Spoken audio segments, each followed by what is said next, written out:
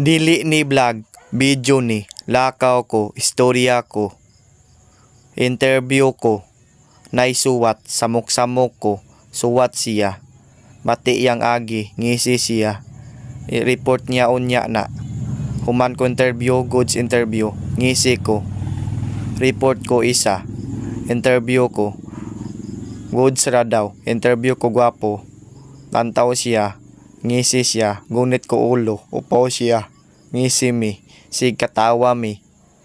Tapos ko interview ko isa, dako iyang suwang. Sige siyag pakyut, murag tabili, nagpakyut na siya. Pahuman ko video, ni duo lang isa. Pagkatapos interview ko, isa video, interview. Pagkatapos ngisi ko, na duha kambal. Lantaw sila, dako ilang ulo.